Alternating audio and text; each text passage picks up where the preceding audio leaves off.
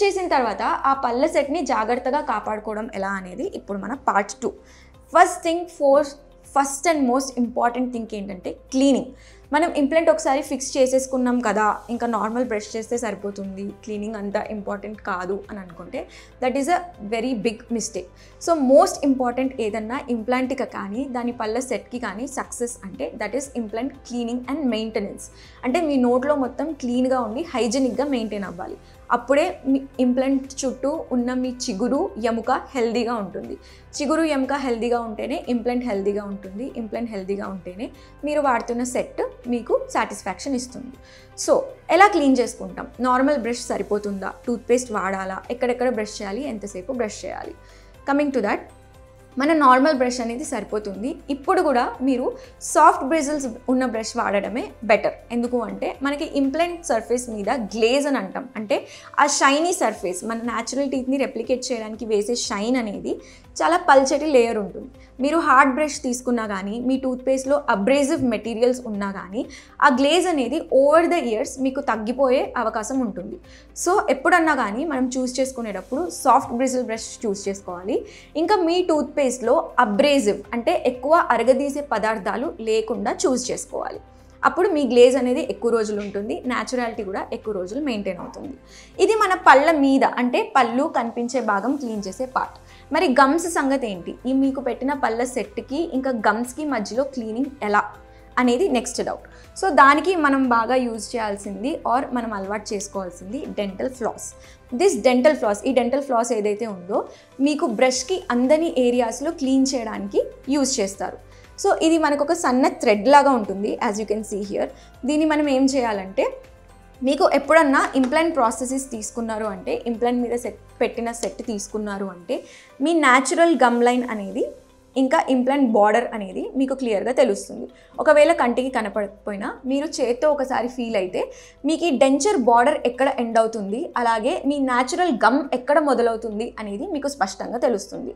దాన్ని కనుక మీరు కీన్గా అబ్జర్వ్ చేసుకుంటే అందులో చాలా సన్న గ్యాప్ అనేది ఉంటుంది. దానికి ఒక రీజన్ ఉంది. ఎందుకు అంటే ఆ గ్యాప్ పెట్టడానికి కారణం మీకు క్లీన్ చేసుకోవడానికి వీలుగా ఉండడం. మీరు ఒకసారి ఊహించండి, ఒకవేళ మేము ఈ డెంచర్ కానీ మీ చిగుళ్ళకి అతుక్కునేలా పెట్టామనుకోండి, కొంచెం కూడా గ్యాప్ లేకుండా పెట్టామనుకోండి, మీకు వెళ్ళే చిన్న చిన్న ఫుడ్ పార్టికల్స్ అనేవి అవి వెళ్తాయి, కానీ మనకి క్లీన్ చేసుకోవడానికి ఇంకా ఆస్కారం ఉండదు. ఈవెన్ ఇంత సన్న థ్రెడ్ కూడా వెళ్ళే ఆస్కారం ఉండదు. అప్పుడు ఏమవుతుంది, మీ డెంచర్ బార్డర్లో అంటే మీ డెంచర్ సర్ఫేస్కి ఇంకా మీ చిగుళ్ళకి మధ్యలో ఆ చిన్న చిన్న మెటీరియల్ అనేది ఓవర్ ద ఇయర్స్ పేరుకుపోవడం బిగిలవుతుంది. అలా పేరుకుంటూ ఉన్నప్పుడు ఫస్ట్ ఎఫెక్ట్ మీ చిగురు మీద, దాని నుంచి మీ ఇంప్లాంట్ మీదకి వెళ్తుంది. సో టు అవాయిడ్ దట్ మేము క్లెన్జబుల్ ఏరియా అంటాం. So minimum amount of gap ఏంటంటే మనకి జస్ట్ ఈ ఫ్లాస్ పాస్ అయ్యేంత గ్యాప్ మేము క్రియేట్ చేస్తాం ప్రాసెసెస్లో. ఎందుకంటే అది మీకు క్లీన్ చేసుకోవడానికి సహకరిస్తుంది.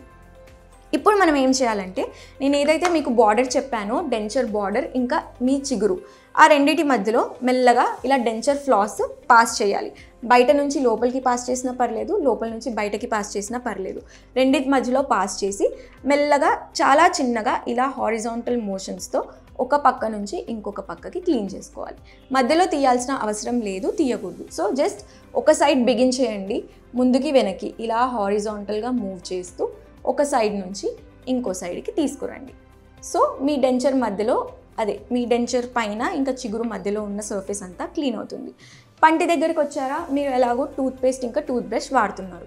మీరు టూత్ బ్రష్ వాడుతున్నప్పుడు పంటి సర్ఫేస్ మీద మీకు కనిపించే భాగం అంతా ఏది ఫుడ్ ఇరుక్కోకుండా, ఎలాంటి మలినం లేకుండా మీరు చూసుకోవాలి. ఆ తర్వాత అలాగే బ్రష్ చేసేటప్పుడు సేమ్ ఎలా ఈ డెంచర్ బార్డర్కి మీ చిగురికి ఉన్న జంక్షన్లో కూడా కొంచెం మరీ గుచ్చకుండా బ్రష్ లైట్గా అద్ది సర్క్యులర్ మోషన్స్లో ఒక దగ్గర నుంచి ఇంకో దగ్గరికి తీసుకురావాలి. ఇదేం చేస్తుందంటే మనకి బార్డర్ సర్ఫేస్ మీద ఉన్న మలినాన్నంతా తీసేస్తుంది, మీ ఫ్లాస్ అనేది బార్డర్ లోపల ఉన్న మలినాన్నంతా తీసేస్తుంది. So this is how you clean a denture.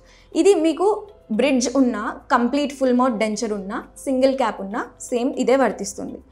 ఇంకొక మీకు ఆప్షన్ ఏంటి అంటే, ఇది మనం యూజ్ చేసే నార్మల్ డెంటల్ ఫ్లాస్. అంటే మన న్యాచురల్ టీత్కి కూడా మనం ఈ ఫ్లాస్ వాడచ్చు. అలాగే ప్రాస్థెటిక్ అంటే implant prosthesis are crown and బ్రిడ్జ్కి కూడా మనం ఇది వాడచ్చు.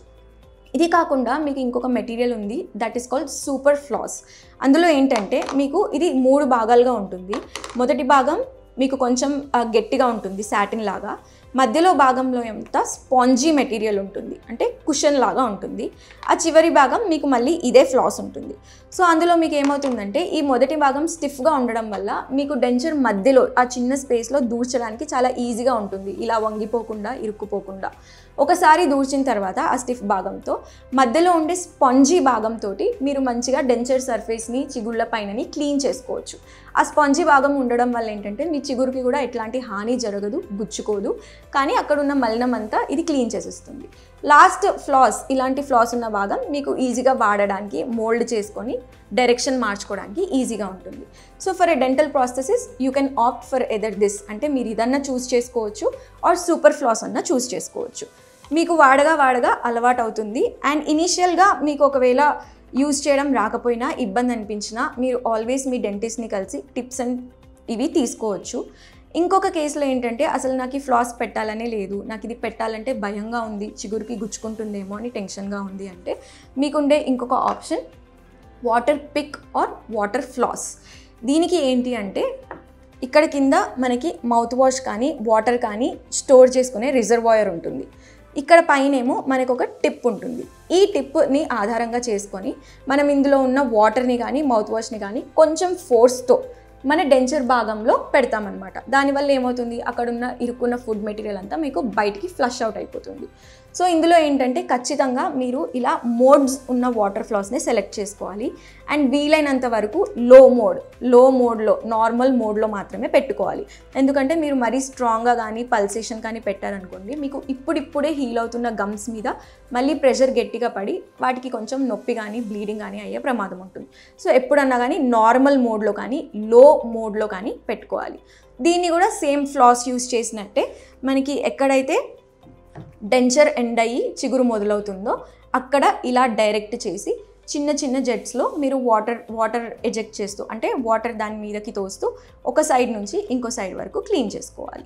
ఇందులో మనం మౌత్ వాష్ వాడచ్చు, నార్మల్ వాటర్ వాడచ్చు, ఆర్ మౌత్ వాష్ వాటర్ కలిపి డైల్యూట్ చేసుకోవచ్చు. అసలు ఇవన్నీ వద్దు అంటే నార్మల్ గోరువెచ్చటి వాటర్లో కొంచెం ఉప్పు వేసుకొని అది కూడా మీరు ఇందులో స్టోర్ చేసుకోవచ్చు. This is just a reservoir. So మీరు యూస్ చేస్తున్న మెడికేషన్ కానీ వాటర్ కానీ ఇందులో స్టోర్ చేసుకొని దీన్ని మనం క్లీన్ చేయడానికి పల్సేషన్లో వాడుకోవచ్చు. So this is how you maintain the cleanliness, అంటే మీరు నోట్లో హైజీన్ మెయింటైన్ చేయడం అనేది ఇలా. నెక్స్ట్ వచ్చేసి ఏంటంటే మీరు తినేటప్పుడు కానీ కొరికేటప్పుడు కానీ మీరు డెంచర్ పెట్టిన రోజు నుంచే తినడం స్టార్ట్ చేయొచ్చు, కరెక్టే. కానీ మీరు తినేది స్టేజెస్లో అలవాటు చేసుకోవాలి. ఎందుకంటే మీకు ఇన్ని రోజులు పళ్ళు లేని కారణంగా ఏ ఫుడ్ని ఎంత ఫోర్స్తో కొరకాలి అనేది మీకు మీ డెంచర్తో పాటు అలవాటు అవ్వడానికి కొద్ది సమయం పడుతుంది.